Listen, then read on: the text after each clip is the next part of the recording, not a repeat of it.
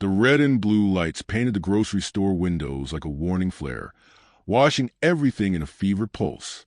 Maya Thompson stood barefoot on the cold linoleum, her purse open on the counter. Receipts fanned out like evidence she hadn't known she'd need. The cashier avoided her eyes. The line behind her had gone quiet in that specific way. Too quiet, the sound of judgment holding its breath. Outside, a cruiser door slammed. Maya's phone vibrated in her hand. Mom calling. She silenced it. The officer stepped in, tall, impatient, already tired of the night and, somehow, already tired of her. He didn't ask what happened. He didn't look at the receipt. His eyes flicked once to her face, then past it, as if he'd already decided where this was going. She matches the description, the store manager said, voice thin but firm, like a man proud of using the right words. Maya felt the room tilt. I paid, she said. Her voice sounded steady to everyone else. Inside, something small and vital was shaking. The officer reached for her wrist. The metal of the cuffs was colder than she expected, a sharp, intimate shock. Don't make this harder than it needs to be, he said. The sentence cut deeper than the cuffs. Around them, phones rose, glowing. Someone whispered. Someone else sighed, relieved it wasn't them. As Maya was led outside, the manager finally looked at the receipt again. His mouth opened, and then the cruiser door closed, sealing Maya inside with a smell of vinyl, static, and a truth no one seemed ready to hear. Maya Thompson had planned for chicken, rice, and an early night. Nothing about the fluorescent grocery store aisle suggested it would end with her wrists burning under steel. Ma'am, can you step aside? The store manager said. He was middle-aged, clean-shaven, wearing a badge that said Eric in block letters. His smile was practiced, polite enough to look reasonable to anyone watching. I already paid, Maya replied, lifting the receipt. You can see the time stamp. Eric didn't take it. We just need to clear something up. That was when the officer entered, radio crackling, boots heavy against tile. He glanced at Maya, then at Eric. No questions. No pause. What seems to be the problem? The officer asked, though his body had already angled toward her. She was reported for concealing merchandise, Eric said. Another customer noticed. Maya's chest tightened. Who? She asked. Who noticed? Eric's eyes flicked away. I didn't catch her name. The officer stepped closer. Do you have ID? Maya handed it over. I paid. You can check the cameras. I didn't steal anything. The officer scanned her license, then looked up slowly. We'll sort out downtown. I don't understand, Maya said. There's nothing to sort out. Behind her, someone coughed. A cartwheel squeaked. No one spoke. I'm not going anywhere, she said. I didn't do anything wrong. The officer sighed, the sound sharp with irritation. Ma'am, don't escalate this. Escalate. Maya's voice shook despite her effort. I'm just asking you to look at the receipt. He didn't. Instead, his hand closed around her wrist. Cold metal followed. The click echoed louder than it should have. Turn around, he said. This is a mistake, Maya said. Please. Stop resisting, the officer replied, though she hadn't moved. The word resisting landed like a verdict. Phones rose from pockets. Someone whispered, Damn. Another person shook their head, slow and disappointed, like Maya had personally let them down. Eric finally took the receipt, eyes scanning it too late. His mouth tightened. Officer, he started, but the cuffs were already locked. Maya was guided, pushed toward the exit. The night air hit her bare arms, sharp and unreal. This will be cleared up, Eric said weakly, not meeting her eyes. Maya was placed into the cruiser. The door closed, sealing her inside with the smell of plastic and old coffee. Her phone buzzed again. Mom. She stared straight ahead as the engine started. At the precinct, the routine swallowed her. Name, date of birth, empty pockets. A female officer avoided conversation, eyes fixed on the screen. Charge, the clerk asked. Petty theft, the arresting officer said. Maya laughed once, a short, broken sound. That's not true. No one answered. The cell door slid shut behind her with a final mechanical thud.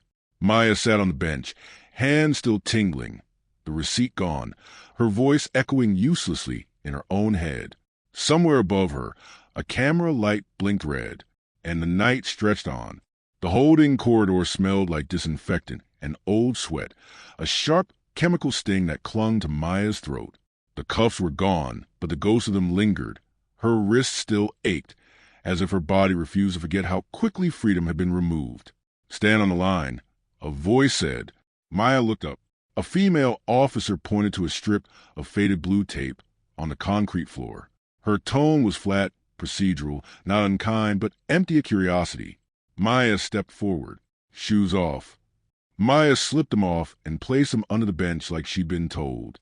Her socks were thin. The floor was colder than the grocery store, colder than the cruiser, colder than the fear that kept trying to climb up her chest. Arms up. Maya hesitated. "Why?" The officer's eyes flicked up. "Just once. It's protocol." Maya raised her arms. She stared straight ahead as hands brushed her sides, impersonal and efficient.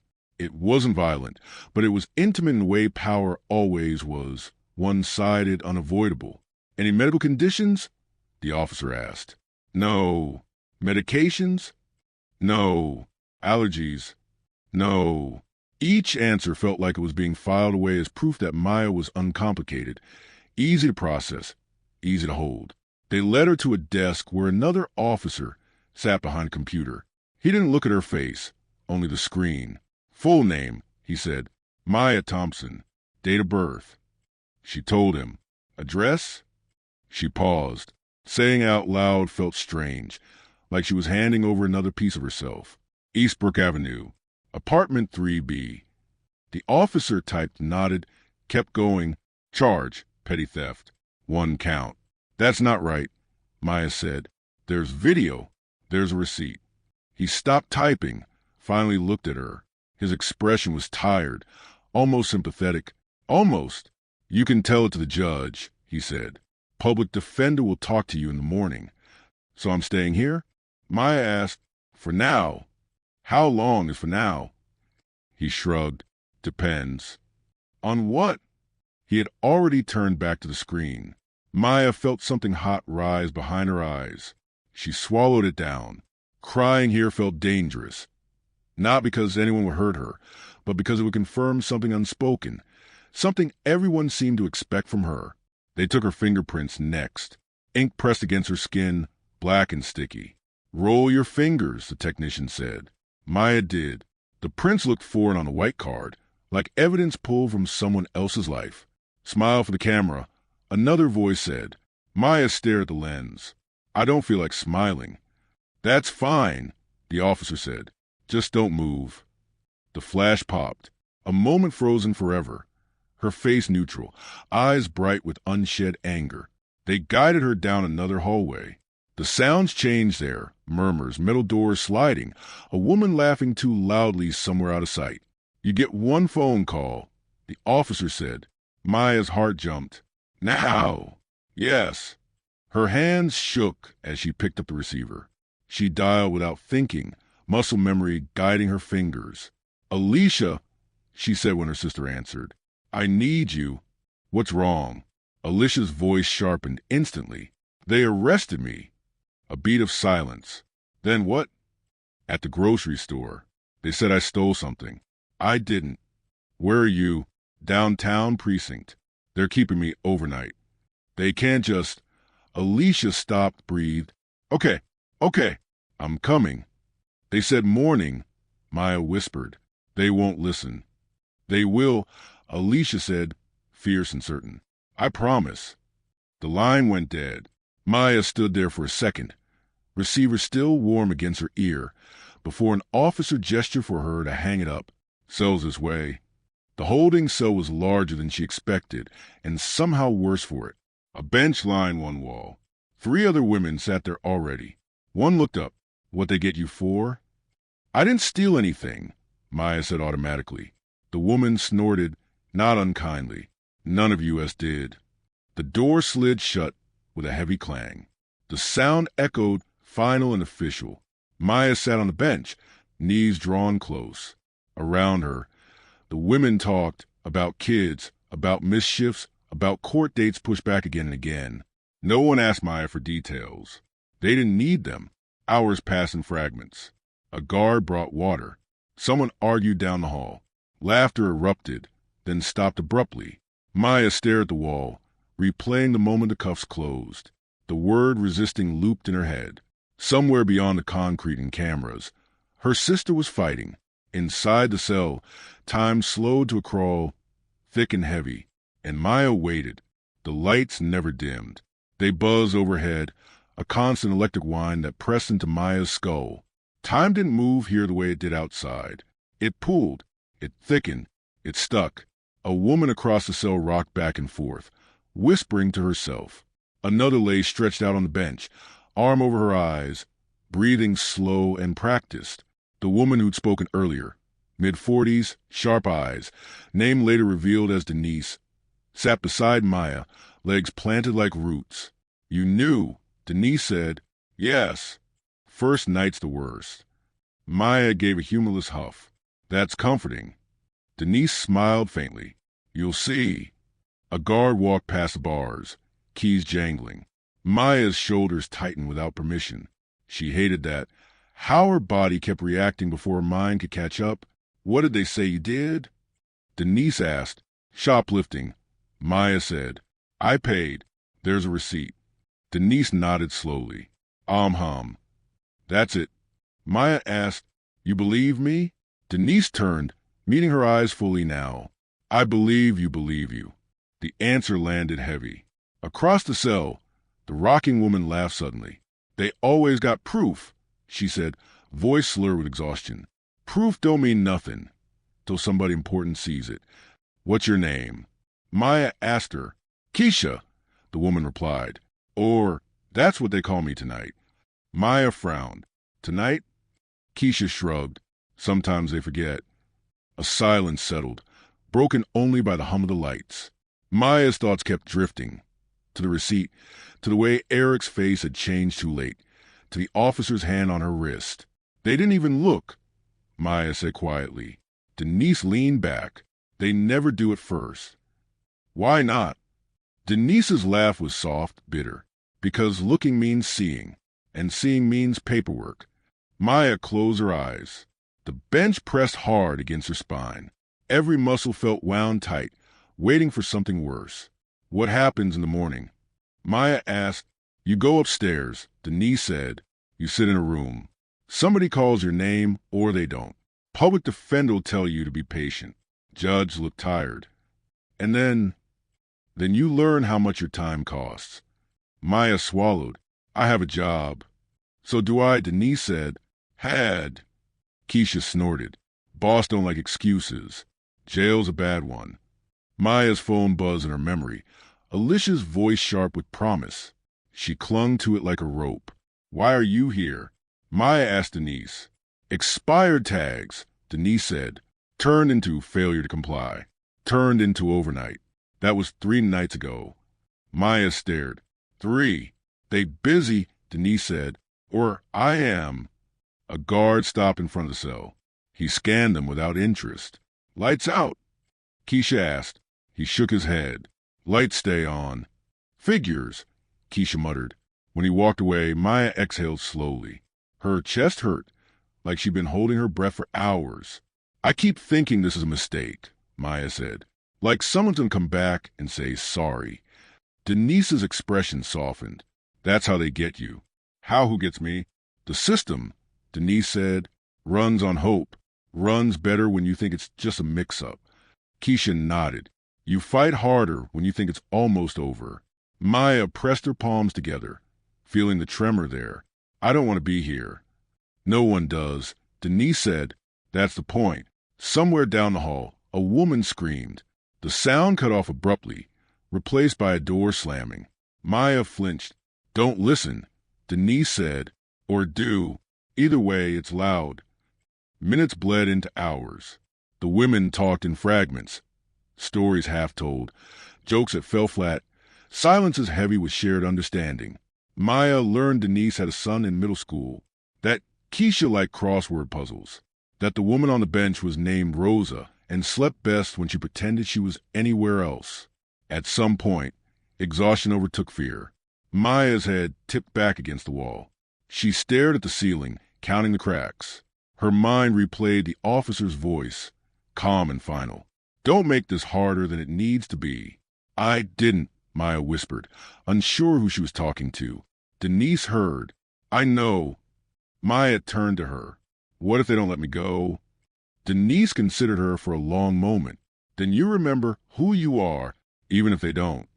That scared Maya more than anything else. The idea that remembering might not be enough. A guard returned with a clipboard. "Count." They stood. Numbers were called. Bodies accounted for. When Maya sat back down, something inside her had shifted. Not broken, but braced. Beyond the concrete walls, the world was still moving. Inside the cell, the night held on. Alicia Thompson had replayed Maya's voice message 6 times by the time she pulled into the grocery store parking lot. Each replay sharpened her focus instead of dulling it. Fear could wait. Anger was useful. Inside, the store looked the same. Bright, orderly, innocent. Alicia went straight to customer service. The young clerk looked up, startled. "I need to speak to the manager," Alicia said. Eric's in the office." "Great," Alicia said. "Tell him it's about the arrest." The clerk hesitated, then disappeared through a door marked employees only. Alicia tapped her fingers on the counter, eyes scanning the registers, the cameras mounted like quiet witnesses. Eric emerged a moment later, smile already half-formed and already fading when he saw her expression. "How can I help you?" he asked. "You had my sister arrested," Alicia said. "Maya Thompson." Eric's shoulders stiffened. "I'm sorry, but if she was detained." "She paid." Alicia cut in. "You know she did." Eric glanced around, lowered his voice. "We followed procedure." Alicia leaned closer. "Procedure doesn't override facts." "Show me the footage." "I can't do that," Eric said quickly. "That's for the police." "Funny," Alicia said, "because the police told me it's on you." Eric swallowed. "Look." There was a report. "From who?" "A customer." "Name." Eric hesitated too long. She left. Alicia straightened, then pulled the footage. "I don't have authorization." "Then get it," Alicia said, "because right now my sister is in a cell for nothing." Eric rubbed his temple. "I didn't mean for it to go this far." "But it did," Alicia said, "and now you're going to help fix it." They stood there, locked in a quiet standoff, the hum of freezers filling the space between them. Finally, Eric exhaled. "I'll check," he said, "but I can't promise anything." Alicia followed him to the back office without waiting to be invited. The room was cramped, lit by a flickering fluorescent tube. Monitors lined the wall. Eric typed, hands unsteady. "Time," he asked. 7:42, Alicia said. "Register 3. The footage loaded. Grainy, black and white. There was Maya, hair pulled back, scanning items, placing them carefully in a reusable bag. The cashier handed her a receipt. Maya smiled, small and polite. "There," Alicia said. "Pause it." Eric did.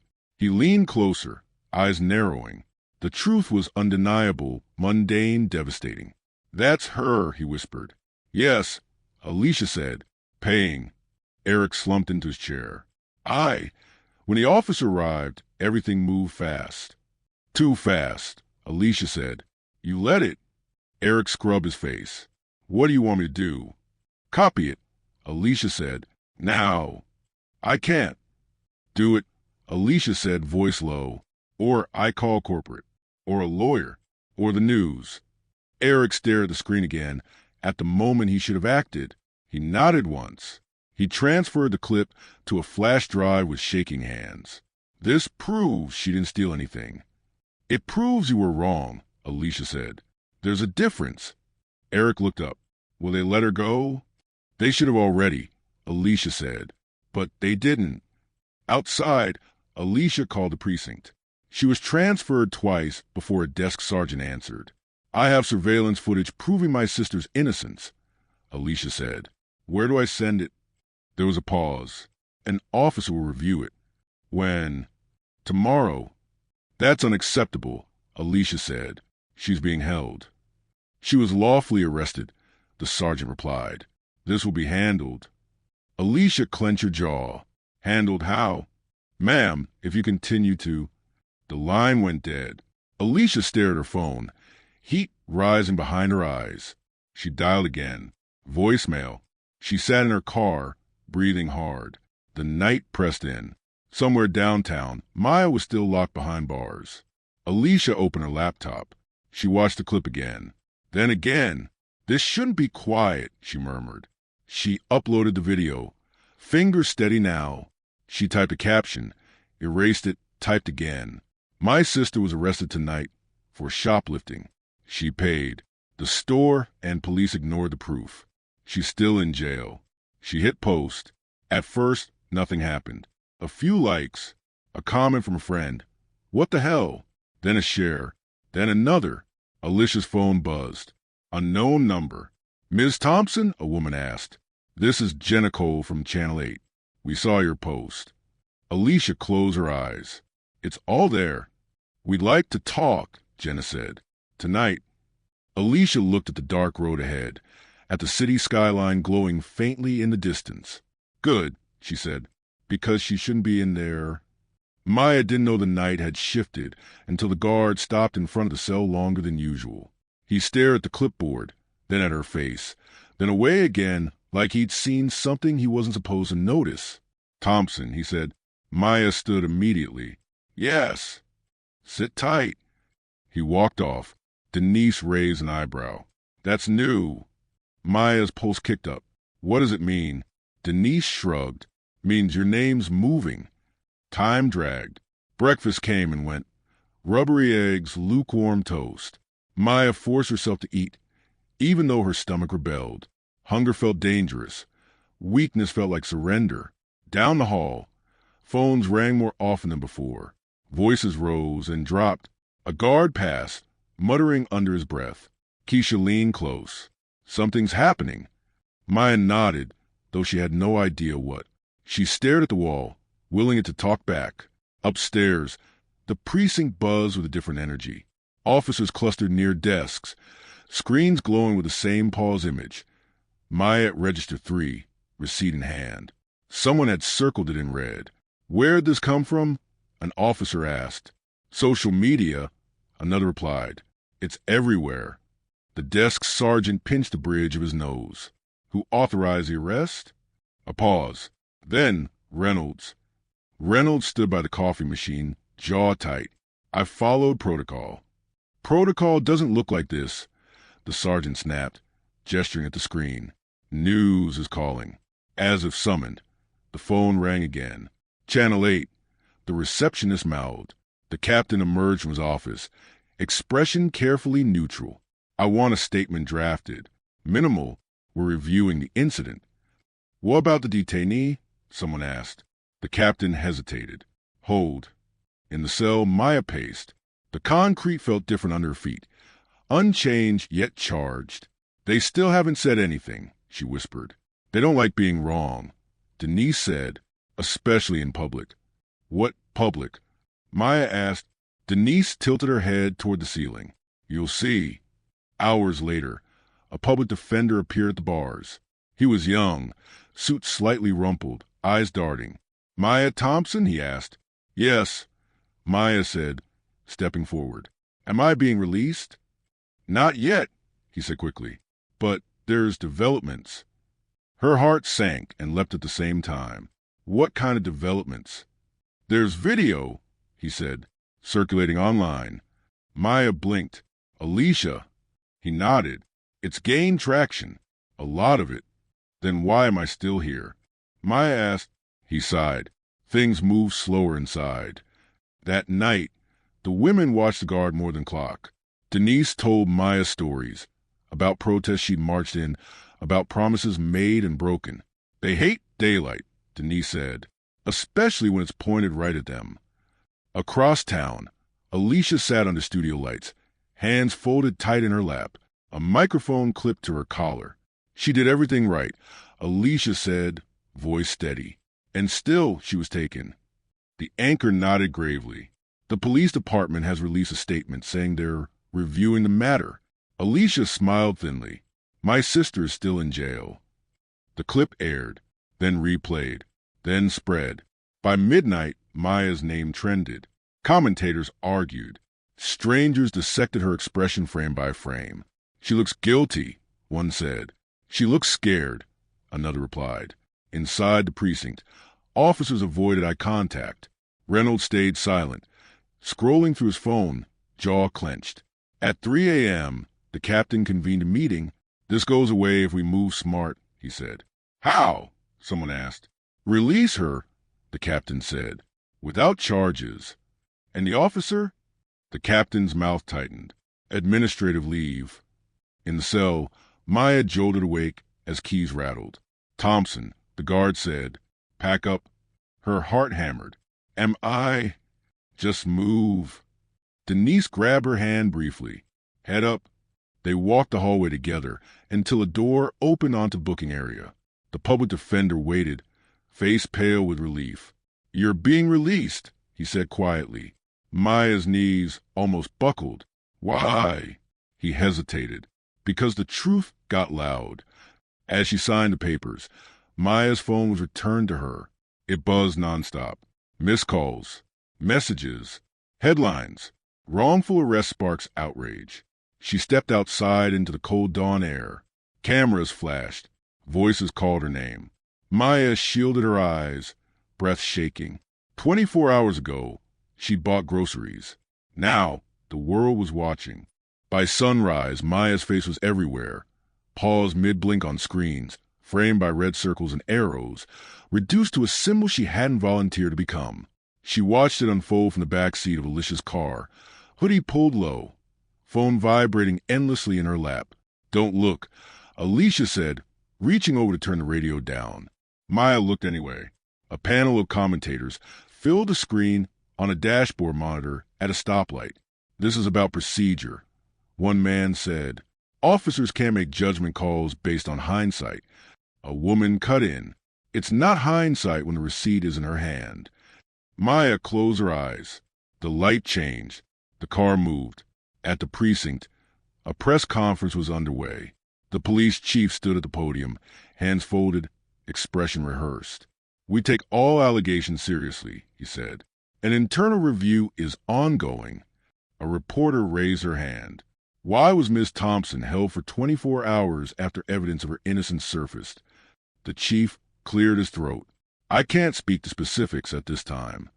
Another voice. Is the officer involved still on duty? Administrative leave, the chief said. Pending review. Reynolds watched from the hallway, arms crossed. His phone buzzed with messages he didn't open. Across the city, the grocery store issued a statement. We regret the incident and are cooperating fully. Eric read it twice, then a third time. The comments below were less forgiving. You ruined her life. One read. Eric closed the laptop, hands trembling. At Alicia's apartment, Maya sat on the couch while a producer adjusted lights. The room felt smaller with cameras in it. You don't have to do this, Alicia whispered. I do, Maya said. Her voice surprised her with its steadiness. The interviewer leaned forward. Can you tell us how you felt when you were arrested? Maya inhaled slowly. Invisible, she said, and exposed at the same time. Do you believe race played a role? Maya paused. The room held its breath. I believe I was seen before I was heard, she said, and that's not an accident. The clip aired within minutes. It spread faster than the first video. On social media, hashtags multiplied. Some supportive, some cruel. She should be grateful they let her go. One comment read. Another replied, grateful for what? Maya scrolled until Alicia gently took the phone away. Enough. Outside, protesters gathered near the precinct. Signs rose. Chants echoed. Inside, officers moved with stiff urgency. Training memos were circulated. Meetings scheduled. Words like optics and liability floated through the halls. Reynolds sat alone at his desk. His supervisor approached. Your body cam? She asked. It malfunctioned. Reynolds said quickly. She studied him. Convenient. In the afternoon, a legal analyst broke down the case on national television. This isn't just one arrest, she said. It's about discretion and who it's applied to. Maya watched on the couch, arms wrapped around herself. Do you feel safe? The interviewer had asked earlier. Maya hadn't answered right away. I feel watched, she finally said. By evening, the department announced a formal investigation. The grocery chain suspended Eric pending review. Corporate statements stacked up like sandbags against a flood. Alicia read headlines aloud. City Council calls for policy reform. Maya stared at the wall. Each notification felt like a wave hitting shore, loud, relentless, eroding something inside her. That night, Maya dreamed of the cell, of lights that wouldn't turn off, of voices talking about her like she wasn't there. She woke to her phone ringing. Ms. Thompson, a calm voice said, "This is the mayor's office." Maya sat up. "Yes, we'd like to invite you to a listening session." Maya laughed softly, incredulous. "Now you want to listen?" A pause. "We want to understand." She hung up without answering. Outside, the city hummed. News vans idled. Protesters sang. Somewhere, policies were being drafted. Inside, Maya sat with the weight of it all. Attention without repair, justice still pending. Her name was viral. Her peace was not. The precinct doors opened with a hydraulic sigh, and Maya stepped inside again, this time without handcuffs. The familiarity of the smell, disinfectant, burnt coffee, made her stomach twist. "I don't have to be here," she muttered. Alicia squeezed her hand. "You're choosing to be." Maya nodded. That was the difference. Choice mattered, even when it felt thin. They were led into a small interview room. Beige walls, a single table, 2 chairs on one side, one on the other.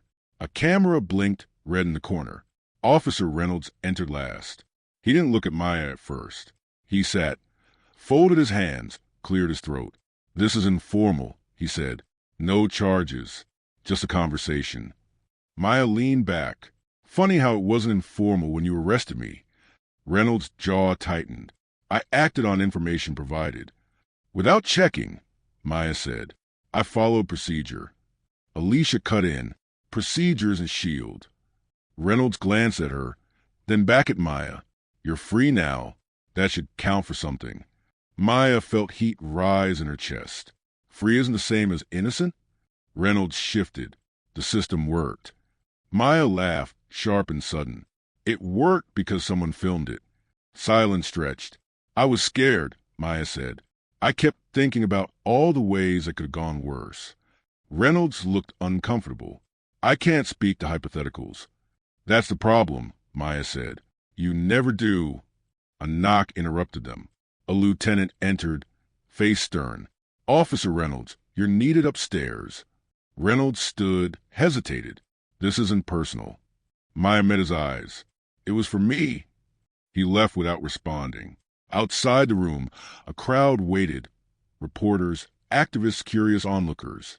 Cameras turned as Maya stepped forward. "Ms. Thompson," a reporter called.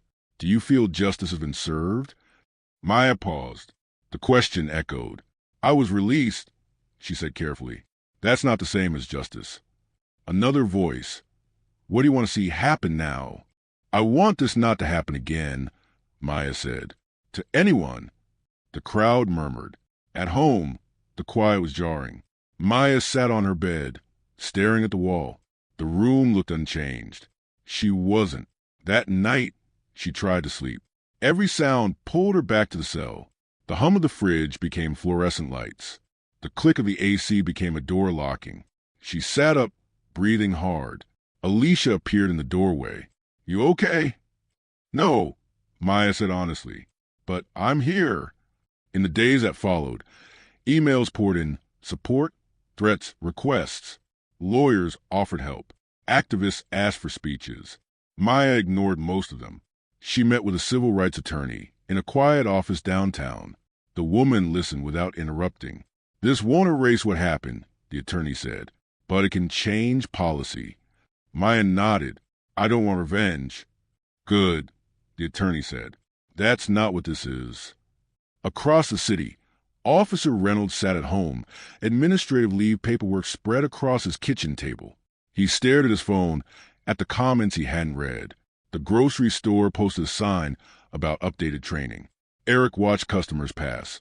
Eyes down. At City Hall, committees formed. Words were said. Maya walked her old route to work for the first time. Every step felt tentative. She flinched when a siren wailed nearby. A woman on the sidewalk smiled at her. "I saw you on the news." Maya stiffened. "Okay. Thank you," the woman said softly. Maya exhaled. She wasn't healed. She wasn't whole. But she was standing. And for now, that was enough. The city called it accountability. Maya learned quickly how carefully that word was handled. Like glass. Turn the light never dropped. The announcement came on a gray Tuesday morning. Alicia read it aloud for her phone while Maya stirred cold coffee. Independent review confirms policy failures, Alicia said. Officer placed on indefinite suspension.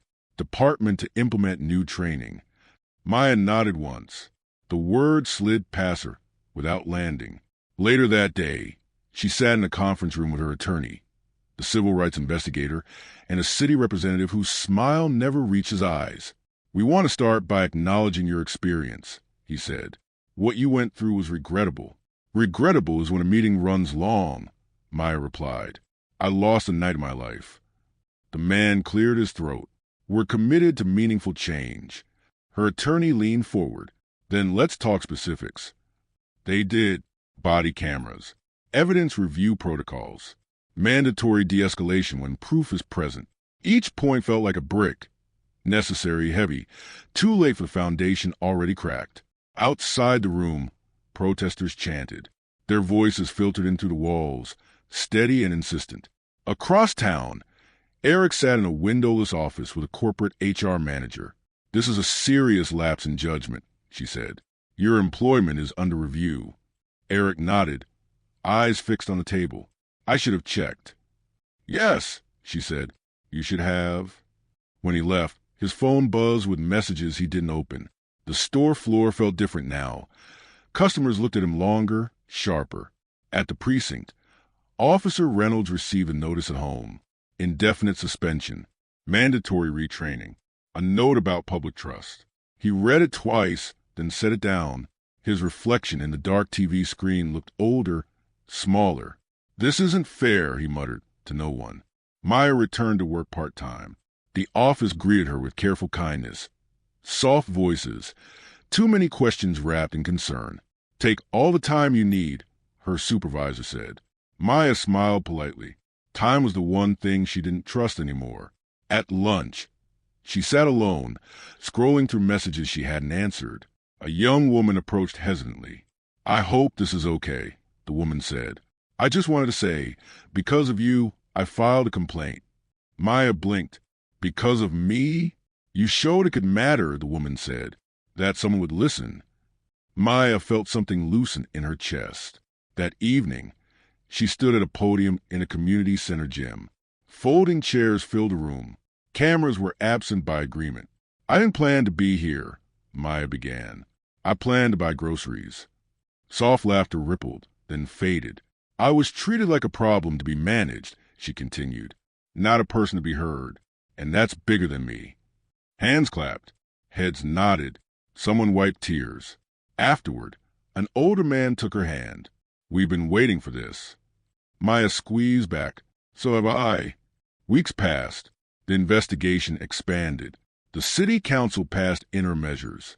None of it erased the hum of the lights in Maya's memory, but it changed the soundscape around it.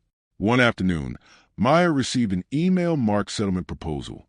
She forwarded it to her attorney, without opening it. "Do you want to read it together?" the attorney asked later. "Yes," Maya said. "I don't want surprises." They did. Numbers. Clauses. A formal apology letter. "Do you want them to admit fault?" the attorney asked. Maya thought of the receipt. Of Denise. Of the word resisting. "Yes," she said. "In writing." The apology came a week later. Carefully worded. Publicly released. Maya read it once. Then again. It didn't heal her. It named something that had been real. On a quiet Sunday, she visited the grocery store. The automatic doors whooshed open. A new sign hung near the entrance about customer dignity. She walked to register 3. The cashier smiled. "Hi." Maya placed her items down, heart racing. She paid. The receipt printed. She took it, folded it, breathed. Outside, the sun warmed her face. She stood there for a moment longer than necessary. Consequences had arrived. Uneven, imperfect, incomplete. They weren't the end, but they were a beginning. The city moved on faster than Maya expected. Headlines thinned. Hashtags slowed. The urgency softened into panels and policy updates that most people skimmed on their way to something else. For Maya, the story didn't recede. It rearranged itself, settling into the spaces she used to move through without thinking. She learned the new rhythms of her days by feel. Sirens no longer made her jump every time. Only sometimes. She could stand in line again, could hold a receipt without her pulse climbing, could sleep with the lights off if the room was quiet enough. Some nights it wasn't. Alicia found her on the couch one evening, staring at nothing. "You okay?" she asked. Maya considered lying. "I'm better at pretending I am." Alicia sat beside her. "That counts." "It shouldn't have to," Maya said. They sat in silence, the TV muted, the city's glow pressing through the windows. The settlement finalized quietly, a number agreed upon, a statement archived, the apology letter framed by some, criticized by others. Maya kept her copy folded in a drawer, not as a trophy, but as proof that the night had happened, that it wasn't just a story told too many times to stay sharp. She met Denise for coffee a month later. They recognized each other instantly. Something shared in posture, in the way their eyes checked exits without meaning to.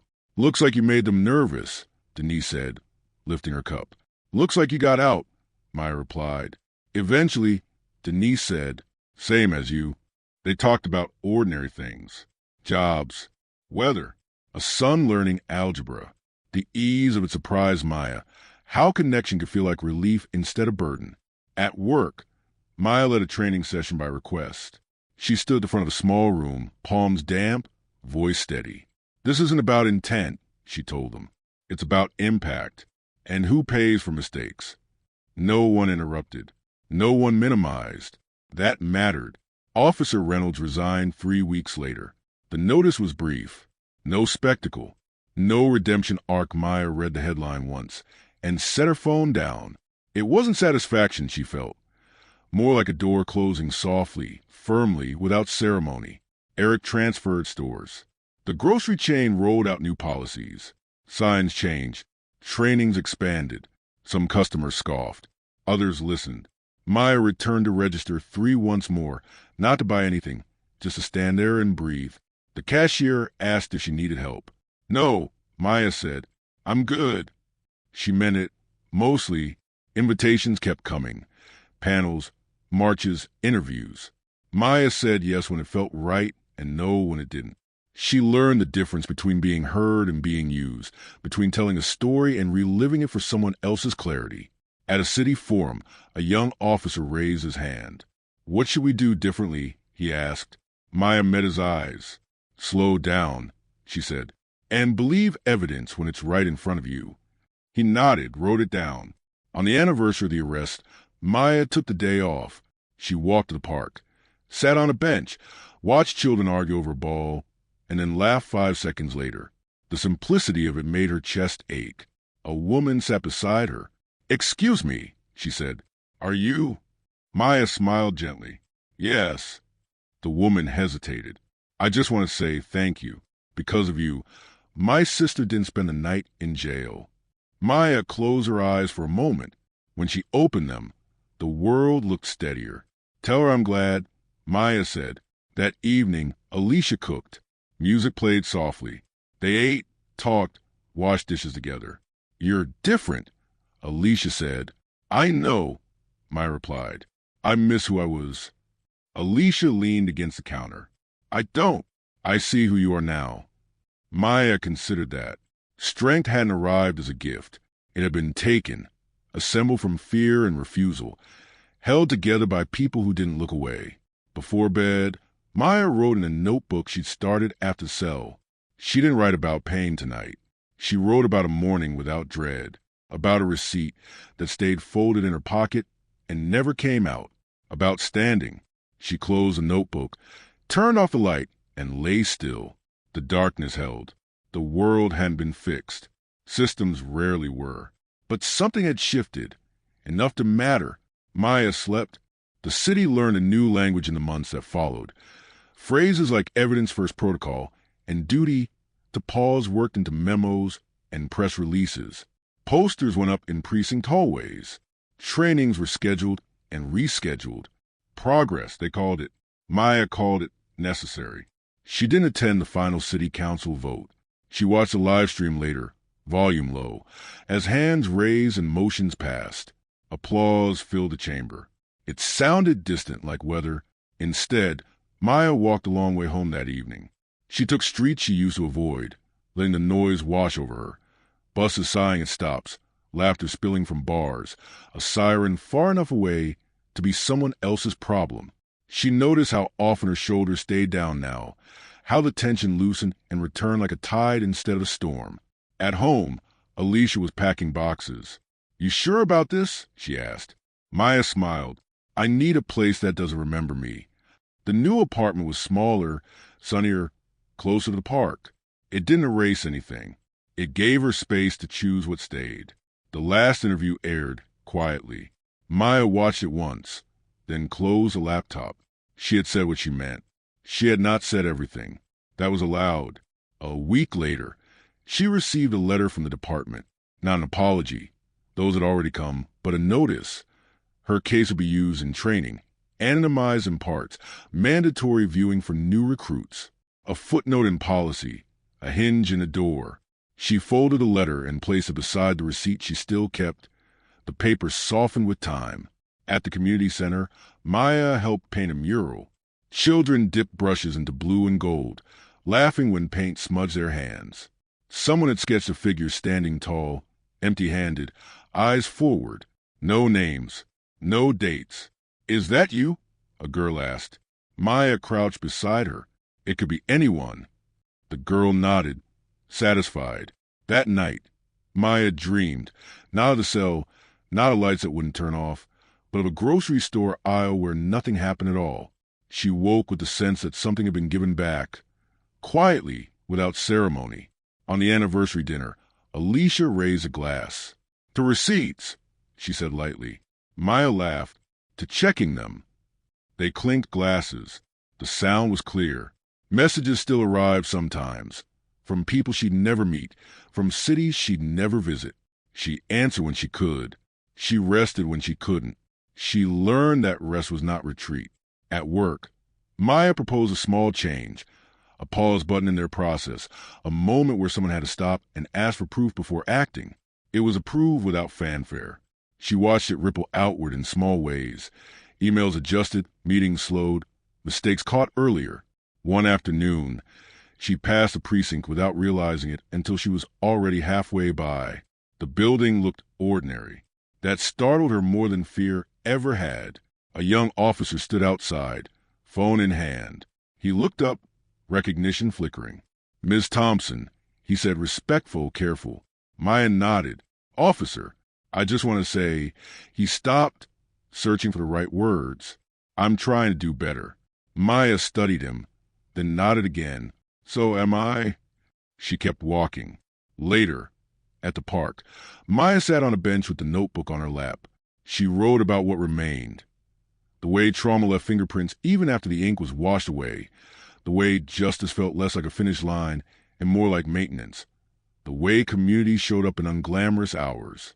She wrote about Denise's laugh, about Alicia's steadiness, about a cashier's smile that didn't ask anything of her. She closed the notebook and let the afternoon settle.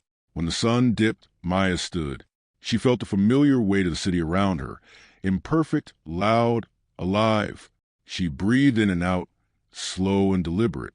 The world hadn't changed all at once. It rarely did. But a door had opened. A pause had been added. A truth had gone viral and refused to disappear quietly. Maya walked home, keys warm in her hand, shoulders loose, eyes forward. What remained was not the night. What remained was her.